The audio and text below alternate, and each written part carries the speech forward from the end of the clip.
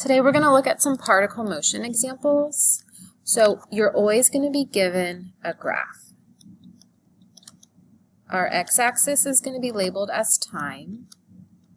Our y-axis is always going to be labeled as velocity. Okay, and so by looking at the graph, we're going to be able to identify quite a few things. So this is all we're going to be able to identify from a graph. So take a minute and pause the video if you need to and go ahead and write all of this down. So looking at the graph, it's going to be speeding up anytime we're moving away from the x-axis. It's going to be slowing down anytime we're moving towards the x-axis. We're stopped anywhere it's at the x-axis. We'll be changing directions anytime you're crossing over the x-axis.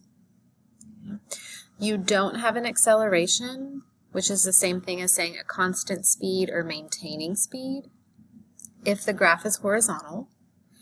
If they're asking for the acceleration, that's just going to be the slope of the graph. If they're asking for distance traveled, that's going to be the area of the graph. Then our forward distance would be just the area above the x-axis. The backward distance is going to be the area below the x-axis. So if part of your graph is above the x-axis, that means you're moving forward. If part of the graph is below the x-axis, that means you're moving backwards during that time period. So let's look at an example to talk a little bit more about what this means. A car's velocity over 24 seconds is graphed to the right. So we can see we're starting at 0 seconds, we're ending up at 24 seconds. So what I usually like to do is just at the beginning, identify what each little segment is. So here, you always want to go from left to right. We're moving away from the x-axis. So this little section, we're speeding up. I'm just going to put an SU for speeding up. And I can see my velocity is going from 0 to 5 to 10 to 15, etc. Right here, it's just horizontal. So my speed isn't changing. My speed is saying 20 meters per second over this entire section. So here we have no acceleration. Then this little last part right here, I'm moving towards the x-axis. So when you're moving towards the x-axis, that's when you're slowing down. I can see my velocity is going from 20 to 15 to 10 to 5. So I'm getting slower and slower and slower until I get to the x-axis. Okay. These two places right here where we're on the x-axis, this is where we're stopped. We have no acceleration. Okay, so now that I've kind of identified all of this, I'm going to go through and answer these questions. So over what interval is the car speeding up? So it's speeding up from here to here where we're moving away. So that is from 0 seconds to 4 seconds. So anytime it's like a segment of the graph, like anytime it's a line segment, you're going to answer as an interval. So in interval notation. And your interval is always going to be the x values. So this is the segment that's moving away from the x-axis, so that's our interval that is speeding up. The acceleration at 2 seconds, for number 2, acceleration is the slope. It's how fast your velocity is changing. So 2 seconds would fall right here between 0 and 4. So I'm just going to go up to the graph. It falls on this line segment. So I'm just going to find the slope of this line segment by counting my rise over my run. Okay. So I can see I go from 0 up to 20. So my rise is 20. My run, I go from 0 over to 4 on the x-axis. So my run would be 4 to give me an acceleration of 5. And the label for acceleration is going to be meters per second squared. Because we just took our y value, our velocity, divided by our time. So meters per second divided by seconds is going to give us meters per second squared. For this next question, over what interval is the car maintaining speed? So that's when we have no acceleration. So that's just this horizontal section right here. Okay, so again, anything that's a segment is going to be an interval. So my time goes from 4 to 16. So this entire section right here is the horizontal section. So this interval will be 4 to 16. And you do not need to label your intervals. If you want to, these are the x values, which are seconds. So you would just label your intervals with seconds at the end. Okay. Then the interval over which the car is slowing down, that's this one right here, the part where it's moving towards the x-axis. So this goes from 16 to 24. And for number 5, they want the acceleration at 20 seconds. So again, acceleration is just slope. So here's 20 seconds. Go up to your graph. This is the line segment that it falls on. So I'm just, again, going to count my rise over my run. So from left to right, I'm going down. So I'm going from from 20 all the way down to 0. So since I'm going down, my rise will be negative. Okay, and then I'm going from 16 seconds to 24 seconds on the x-axis. So that would be a total of 8 seconds. So that'll give me negative 2.5 meters per second squared. And negative acceleration just means we're slowing down. Okay. Then for the total distance traveled, that's just the area. Okay. So this shape right here, this is a trapezoid. So the formula for area of a trapezoid is 1/2 base 1 plus base 2 times the height. So if I look at this base right here, that's going to be 24. So I'm going to do 1/2 times base 1 is 24. This is base 2. The bases of a trapezoid are the two parallel parts. So this one goes from 4 to 16. So that would make that top base 12. Okay. Then the height of this trapezoid. So from bottom to top, that's a height of 20.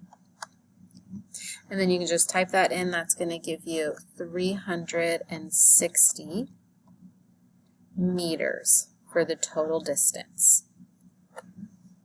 And so the reason distance is area is because we're multiplying our time. I'm multiplying my x values by my y values. So I'm taking meters per seconds, multiplying it by seconds. The seconds just cancel out and leave us with meters. So let's look at another example.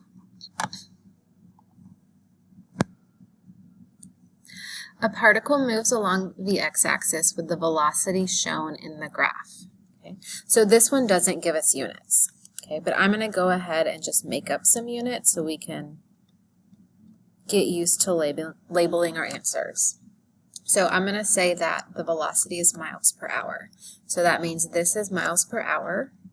So the x-axis is going to be our time. So that would just be hours. And then before I answer these, I like to just kind of go through and label everything. So from left to right, this is moving away. So this section is speeding up. This section is horizontal, so my speed isn't changing.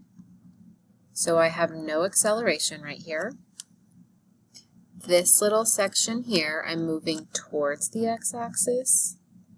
So I would be slowing down right here. This next section, so these two sections, they're disconnected. Okay. If something goes from one side of the x-axis to the other, okay, it's not one long segment. You have to think about them separately. Okay. So from here to here, I'm now moving away from the x-axis. Okay, so anytime you're moving away, you're speeding up. Okay. I can see my velocity here is going from 0 to 1. Okay? A negative velocity just means we're going the other direction. Okay, so like from here, I'm moving away, my velocity is going 0, 1, 2, all the way up to 3. And then for this little section, my velocity is changing from 0 to 1, so I'm still speeding up here. And then this last section, I'm moving towards the x-axis, so I'll be slowing down. Okay, because my velocity is going from 1 and it's decreasing to 0. And then I'm going to be stopped anywhere that I'm on the x-axis. So at these 3 points, our particle will be stopped.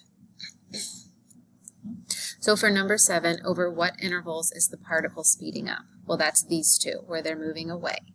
So we're going to have from 0 to 2. Remember, it's always your x-axis, x numbers that go in the interval. And then from 6 to 7. So 0 to 2 and 6 to 7.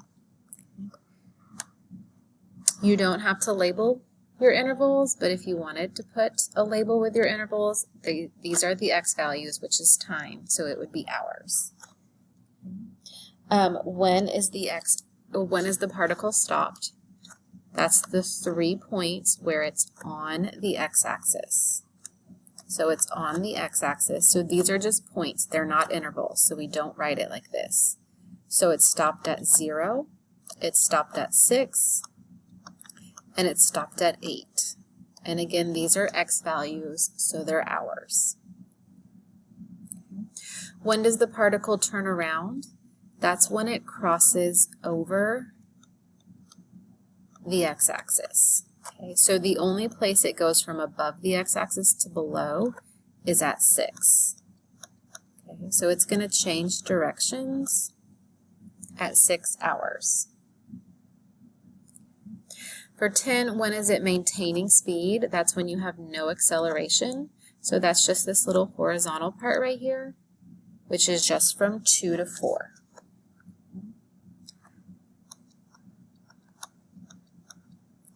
And again, you can put hours with that if you want to, but you don't have to label your intervals. And then when is it slowing down? That's these two parts right here, so 4 to 6 and 7 to 8. Remember, we just put a little u to connect our intervals.